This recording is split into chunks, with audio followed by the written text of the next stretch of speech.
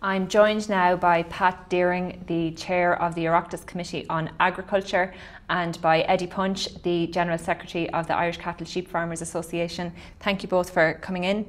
I just want to discuss the budget and to get into more detail on what's in it exactly for farmers. We had the announcement of the €20 million beef environmental efficiency pilot. Eddie, what is your response to that? What's in it for farmers? How do you think it will work? Okay, Claire, broadly we welcome it. We in 2016 actually suggested that weighing calves would be a measure that could attract more funding for farmers under the BDGP. And this is about the provision of real data that can help drive better knowledge about which cows perform and which cows don't. We want to, of course, have some engagement now with the department on the detail of this, because making sure that it's works as smoothly and as efficiently as possible for farmers is going to be critical to its success. But as a general principle, I think it's the right way to go. I think it's some extra money for suckler farmers. It's not going to make a huge difference. We still need the beef industry to step up to the plate in terms of beef price. But it is, I think, a good use of a relatively small amount of money which will deliver some benefit to suckler farmers. How do you think it will work? How will it be implemented? Well, clearly it's about weighing calves and cows. Some farmers have their own weighing scales, a lot don't. So here we've got to make sure that weighing scales are readily available to all the farmers who don't have them without it being a cost exercise. We've got to make sure that the €40 goes direct to the farmers who need it, because we've had too many schemes in the past where money leaked out of the system paying advisors and contractors and so on. So we want to make this as simple and straightforward as possible, that the farmer with 20, 30 cows gets the full benefit of the €40 per calf. And that's going to involve, I think, a little bit of negotiation between the farm representatives and the department to make sure it is a streamlined system. But in general, I think, look, it's some extra money for the suckler herd, and that's okay. Pat, in your position as Chair of the Oireachtas Committee on Agriculture, you're made very aware of all the different issues affecting farmers across the country. Do you think this is a good budget for farmers? Yeah, I think first of all, the actual scheme that we talk about, the beef scheme, is an acknowledgement that the sucklers and the beef herd, the beef farmers have been going through a difficult time in the past number of years. And in advance of the budget, there was a lot of talk about what could be done. And I welcome the fact that this particular scheme has come in now and the way it has come in. I think it is, first of all, I acknowledge the fact there's been a difficulty there. But I think we have to go down or continue to go down the beef data scheme, or a system whereby we get more data. And data is all about data. We hear a lot of talk about climate change and greenhouse gas emissions and so on. I think we have to continue down that efficiency road. And this is a prime example of how it can be done, weighing the calf and the cow before weaning. And I think that can be done in a reasonably straightforward way. I would agree with Eddie that there's probably still needs to be a little bit of teasing out done before we get to the actual conclusion of the logistics of how it can be operated. I could see it being a very straightforward process. In the event of some farmers will have, some of the bigger farmers may have their own weighing scales. In the event that there is no scales available on the farm, the proposition is that there will be scales available at the local co-op, where the farmer could get a loan of that scales, take it home with him, weigh the animal, and then send back in the data once that was completed. I think it's an important starting point of where we go. The €40 will be helpful. As I say, it's an acknowledgement of difficulty in the sector.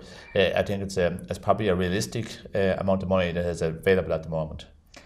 But in terms of the practicalities of it and inputting that data, how will it be monitored? How can you be sure that the data going in will be accurate, or that the system wouldn't be manipulated in any way? Well, there is going to be, my understanding is there is going to be a farm inspection process built into the whole scheme, whereby an inspector would be available to I suppose, inspect a certain percentage of people who would make the application, and that would obviously make sure that the thing is reasonably straightforward and it wouldn't be manipulated in any shape or form. Eddie, the BDGP scheme over the last few years has been criticised in some circumstances. Some farmers are sceptical of it, sceptical of the level of how it works and the level of maybe understanding on the BDGP scheme is not it's not maybe something that farmers feel very confident of at the moment in some parts of the country, and I know in other parts it is working and farmers are happy with it. But in terms of the communication on this, is there a lot to be learned on how the BDGP scheme has been communicated to farmers, and now you have this BEEP scheme coming in, and how that's going to be communicated? Do you have concerns there on how farmers actually interpret the scheme and what it is and what it can do? Yeah, look, everybody knows there are problems with the BDGP scheme, and I think from the outset I would say that the problem was that it was pushed forward without adequate consultation and road testing with people who would have understood, you know, the pros and cons of the scheme. There is still, I suppose, a lot of, resentment around the fact that star ratings can go up and down, and people don't understand why that is so. And I think that in the longer term, I would like to see the BDGP scheme, if we're going to have it, you know, another round of it, being reformed in a significant way to take account that not everybody is looking just to produce this maternal cow. Some people are looking to breed a weanling for export, and I think that should be built into the scheme. The new BEEP is about weights, so it's a simpler sell to explain what's going on here. Weights are, you can't argue with weights. Everybody knows when you sell your weanling, whatever the weanling weighs has the huge impact obviously in the price along with the quality. And I think that, you know, there was too much focus on maternal traits under the BDGP. I'm not saying they're not relevant, but as every suckler farmer knows, when you sell your weanling, weight and quality are the real metrics that decide whether you make money or not. And I think also a lot of suckler farmers who have heavy continental cows have felt a little bit, I suppose, threatened by the BDGP scheme. And yet they know that when they sell those cull cows, they make a lot of money compared to maybe lighter cows. So I think going forward, if we are to have a rerun of this scheme in the next round of CAP funding, we have to have much more consultation between the department, ICBF and farm representatives to represent the fact that a lot of suckler farmers have a very specific strategy for breeding stock, and you can't dictate to them what kind of cows they should have because people know themselves what makes the money. Pat, do you want to come in on that? Because this will be bolted on, as Minister Creedy said, to the BDGP. In terms of communicating it to farmers, can you learn from what have you learned from the communication on the BDGP on how changes are needed on this one? Yeah, I would agree with Eddie on that point. I think there just needs to be, I suppose, a communication strategy. There's no doubt that the previous scheme, the BDGP scheme, got off to a very rocky start, and some farmers didn't get into it for their own particular reasons, and for us it got a very bad start, a bad name. But I do think going forward there needs to be a selling point, more selling of it. It has a lot to offer. I do think it requires a little bit of adjustment as we go forward again. As if it is going to be part of a new rule development in the next CAP, I do think there needs to be more flexibility in it. But in order to have a scheme of a similar type scheme, it's going to have to be an environmental type scheme, obviously. And I would agree with Eddie's point in regards to the maternal part of it. That needs to be fleshed out a little bit more. I do think the biggest problem was not enough consultation. There's no doubt about that, and consultation is very important. As we go forward with the BEEP scheme, I think there is a little bit of consultation before it's actually rolled out from a practical point of view. And I think we can learn a lot from the past. Consultation was the biggest difficulty in the past, and in our own committee we've had ICBF before us, we've had the farm organisations dealing with this on a couple of occasions the last couple of years since the scheme came out, and we found it useful. There is no doubt that going forward data is the name of the game. If you look at the dairy sector over maybe 20 years ago, they introduced the data initiatives as well, and they've probably learned a lot from that in the last number of years. And I firmly believe that over the next number of years, the data that is collected in the beef data genomics scheme and with the weights that are going to be introduced now in the next scheme will be hugely beneficial to the whole sector as we move forward. Eddie, the suckler sector has been the major topic of concern over the last couple of months. Is the announcement of this scheme really sufficient enough to alleviate concerns over the future sustainability of the sector? No, look, there are huge challenges ahead for the suckler sector. I think we have, of course, to look at the fact that live exports are critical to the future of the suckler sector. And whatever way, you know, you adjust schemes, we've got a real problem that we're not selling enough live exports of heavy weanlings to Italy. The Turkish market, which was there was so much hope in this earlier this year, has collapsed because of political developments out there, and we can't solve that easily overnight. And I would say this, that from our point of view in ICSA, it's not how many, you know, it's not whether we have 1 million suckler cows in Ireland that's the important issue. It's whether the people who are in sucklers can actually make a profit out of it. And I do worry that if we have focused on maintaining numbers as being the main measure of success, we're shooting ourselves in the foot. Because, you know, what is the point in having 1 million suckler cows and nobody making any money out of them, versus having maybe 700,000 or 800,000 suckler cows and adequate markets and adequate demand for those weanlings. So I think the focus on absolute numbers is the wrong focus.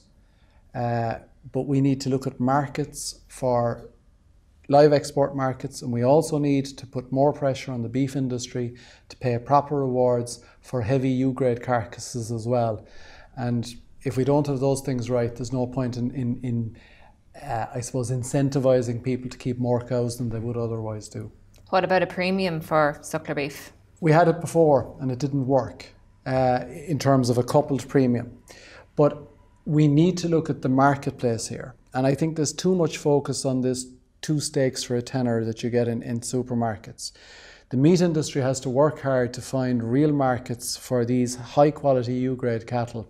And remember, when Ireland is marketing its beef, when you see Board Bia promotional material, you don't see Holstein or Jersey Cross animals on the promotional material. It's all about the animal welfare benefits of the suckler herd, the cow and the calf happy in the field grazing. And I think we need to do more in marketing that as being a premium product so that we can pay a premium price for suckler beef. And if we can't do that, then all the schemes in the world aren't going to make a difference. And Pat, also in the short term, will this scheme benefit in the pockets of farmers? It will be a help. I think the whole beef industry, there's a number of different elements to it, as Eddie has outlined, and I think this is only one small part of it. I do think that, as Eddie said, the factories have to play their part, the meat industry obviously has to play their part. I think supermarkets going forward to play their part, and I think the whole trading practices around Europe, and we see legislation introduced now at the moment within Europe, that has a very important part to play. I personally don't think it is strong enough. We at our committee for a number of years now, and in the previous Dáil term as well, we had produced a report with a number of recommendations which is regarding having an independent arbitrator in the whole sector. I think that is something that needs to be looked at again. Again, that's another part of the whole industry. The actual efficiency in the whole sector is important. It's not all about, in my opinion, having a couple of payment for a particular cow, because if we have that, I think we're down a very dangerous road before in that regard. It didn't achieve a lot of success in the short term, in the very short term maybe, but in the long term it didn't. At the end of the day, we need more markets. We need more cattle leaving this country, going to different markets, and the live export, I think, is crucial in that regard. I think we need to get wherever the markets can be found, and we need to source them as soon as possible. We're in a difficult situation at the moment with Turkey. That's not going to be addressed in the short term for obvious reasons. The whole political situation there is very unstable at the moment, and that's a disadvantage for us at the moment. So to find alternative markets is difficult, but that needs to happen in order to get a market for the end product that we have. That's the essential part of it all. As I said, the payment at the moment will be a help, but it is only a short-term solution to the overall problem that we have. And what about on the monitoring and kind of the policing of this new beef scheme? If if the data that's inputted isn't accurate, or if there are discrepancies, would farmers potentially face a cut in their single farm payments, or where do you envisage that? Well, I think we're going down the road a little bit further now than that has been sorted out at the moment, and I would like to think that the new beef scheme will be reasonably straightforward. I'd like to also think that the farmers wouldn't be trying to manipulate the scheme in any shape or form. There is obviously a financial benefit for them by submitting the relevant data. Whether I would like to think that they wouldn't be penalised in their single or their basic payment as a result of that, but also in the event that there is false information submitted, there has to be a penalty as well. How that will be administered, I'm not quite sure at the moment, but I'm sure that can be worked out in conjunction with the farm organisations as we move forward towards the early part of next year. And as I said at the beginning, it is intended that this scheme will be is expected to be rolled out in early summer next year, with payments due by this time next year, which is important. Eddie, there were a number of other announcements in the budget yesterday. The ANC payments are back up now to the pre-2008 levels. There was announcements on stamp duty, and what was your take on the other announcements for the sector? We welcome the return of the ANC to its original level. It's 10 years since the severe cutbacks at the time of the collapse, so it's high time that was brought back to its original level, and that payment is really important because that's, you know, real money into the hands of disadvantaged farmers all over Ireland. So we certainly welcome that. The extension of stamp duty relief, the extension of stock relief. These are important, and I'm glad to see they're there for the next 3 years. I would say then on the taxation side of it, I'm a bit disappointed that the earned income tax credit has only been increased by 200 in the last 2 budgets, because that's still a discrimination against full-time self-employed farmers and other business people as well in terms of their tax liability compared to someone who has a PAYE income. And I think, you know, that was originally, I think the intention was that would be equalised in 3 years, but at the rate we're going now, it's going to take 7 years. So I'm a bit disappointed in that. I think there's an increase as well in the Category A threshold for capital acquisitions tax of €10,000. We'd like to see that happening every year, because that threshold was originally way higher. It came down very low, and now it's been brought back up again. It's important because you don't want to see young farmers taking over a family farm. You know, you want to minimise the risk that they're going to have a big tax liability. So I think that needs to be pushed up, and maybe a little bit more ambitious in the budgets to come. Pat, obviously Brexit played a big role in this budget as well. Can you give us some more detail on how it was framed to mitigate against the challenge that is Brexit coming? Yeah, I suppose there's two big challenges going forward from an agriculture sector in particular. Obviously Brexit has one, and climate change is probably the other, and one of them is coming faster than the other at the moment. And Brexit, as we know, the uncertainty around that is the big issue. Another low-cost interest loan has been introduced for the agricultural sector, and that will be done through the Department of Business and Enterprise. The Minister, Heather Humphreys, will be highlighting that as we go forward, and that's a matter of making sure that the businesses or agribusiness are Brexit-proofed and ready for action in that regard. The taxation measures that were introduced should also be help. I tend to agree with Eddie as well. There is a bit more ground to go in that regard, but I think over time we will get there. There's one other issue that I was a bit disappointed personally that wasn't introduced, and I think it could be very helpful for the dairy sector in particular, is another income volatility measure that was being proposed by ICOS in particular. I think there's a lot of merit in it, whereby in a good year you could park X amount of money into a particular account, and that could be used in a bad year. Now, I still think that has a lot of merit.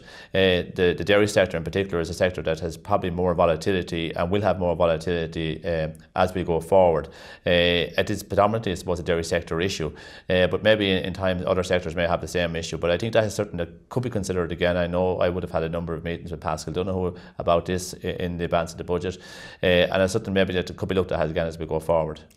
Eddie, there was no increase made on carbon tax, but is that something that your organisation is concerned about down the line?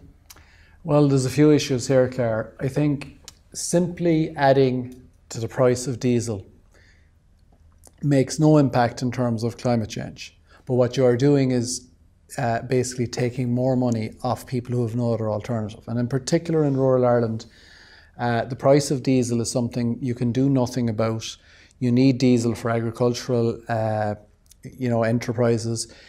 Most people in rural areas drive diesel cars because it's the logical thing to do. And just simply increasing a carbon tax, you're pretending that you're doing something about climate change, but all you're doing is actually taking more money out of the pockets of rural people. So I think we need to look at that in a much more integrated way. And I think, there's a lot can be done in terms of using more biofuels, in terms of looking at renewable energy.